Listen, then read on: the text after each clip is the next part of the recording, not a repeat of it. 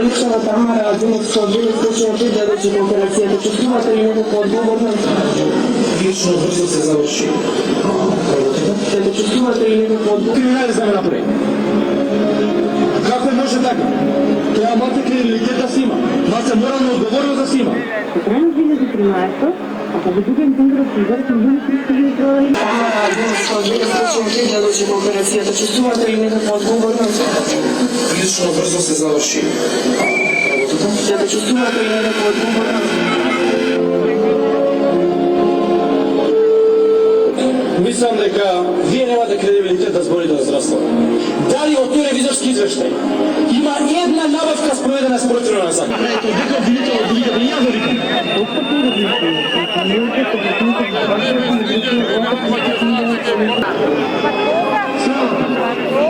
Криминалист ми прави тоа, дека обвинител од великата и ја го викам. Сите медицински интервенции, посебна грижа за здравјето на децата и млади бремени жени, вистинско вреднување на трудот на здравствените работници, автономија на болниците. Вакви ветувања даваше ВМРО-ДПМН во предизборната програма Преродба во 100 чекори, во која во 2006 година ја доби довербата од гласачите.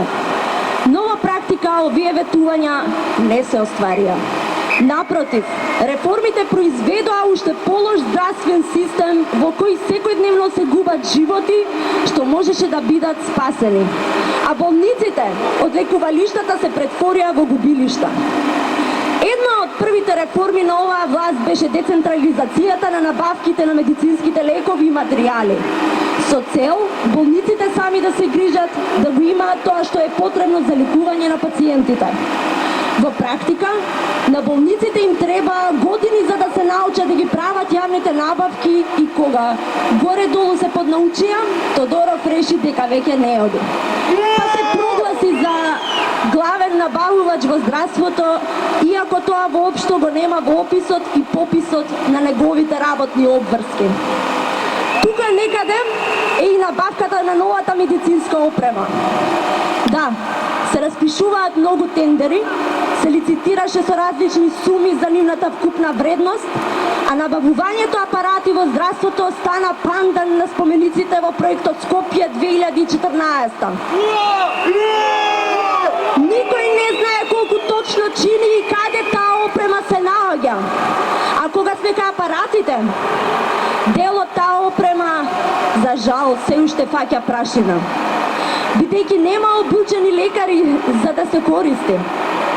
Фрустрираните пациенти во неможност да си ги остварат своите права, за кои редовно има платена политичка програма, без од го истураат врз лекарите, па се почесто сме сведоци на случаи во кои лекарот изол ќотек.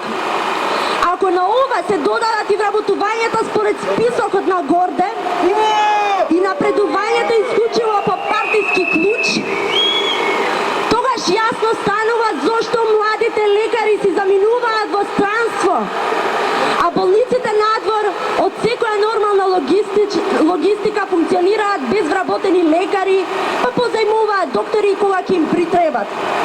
Македонското здравство повремено го потресуваат големи скандали. Случаите како што се тие на малата Тамара и на Ана Марија, случајот на трудницата што почина во Тетовско, како и случајот во Евгелиската болница со трудницата што го загуби животот, како и животот на бебето, беа повод на жртвите, опозицијата, но и невладиниот сектор да бараат оставка на министерот за здравство Никола Тодоров. Министере, се надевам дека ќе бидеш секогаш во добро здравје и нема да ти требаат клиниките. Бараме твоја оставка. Денеска сме тука и ја чекаме твојата оставка.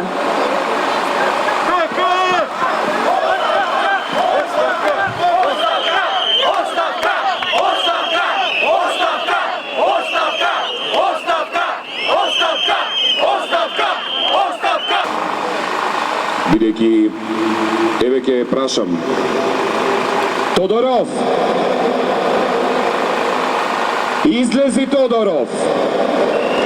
Излези овде и пред овој народ, Кажи зошто не се повлекуваш од својата функција министер за смрт.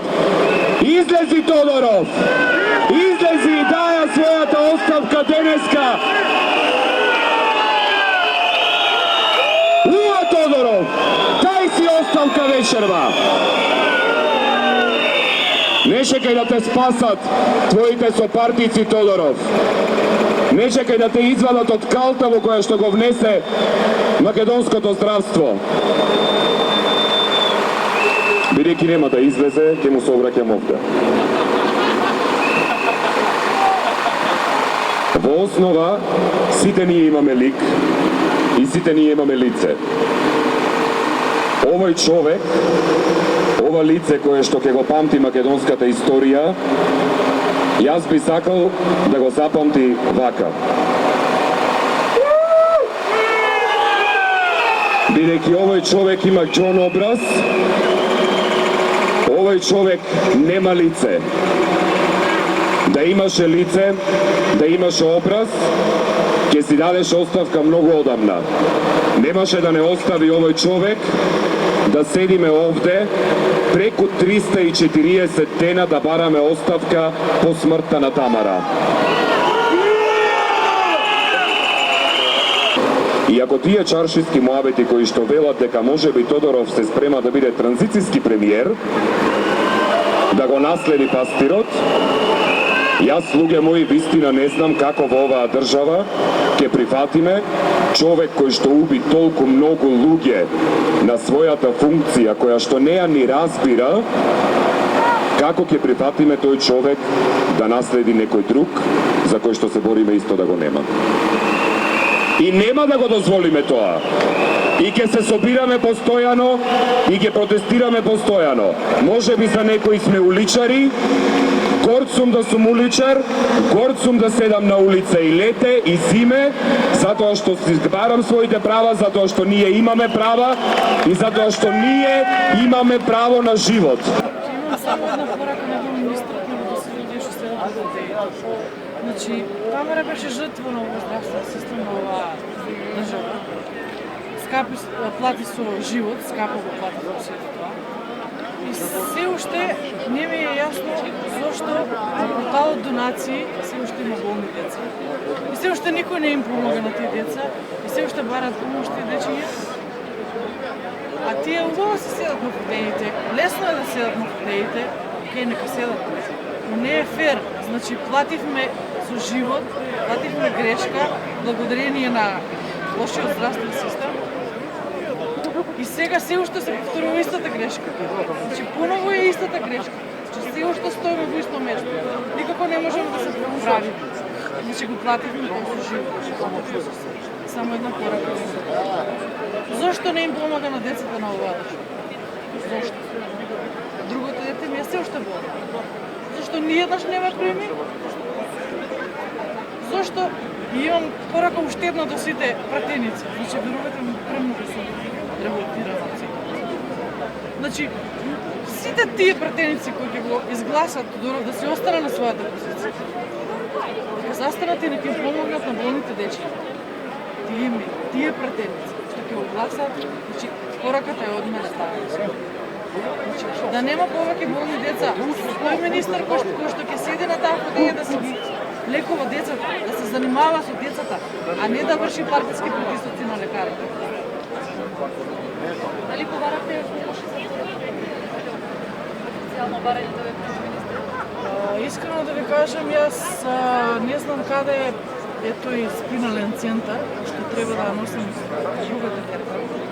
Не знам каде се наоѓа, не сум се уште да го. Каде се наоѓа, какој доктор да го однесам? Доктор за сколиоза во ние во Македонија имаме? Ние немаме.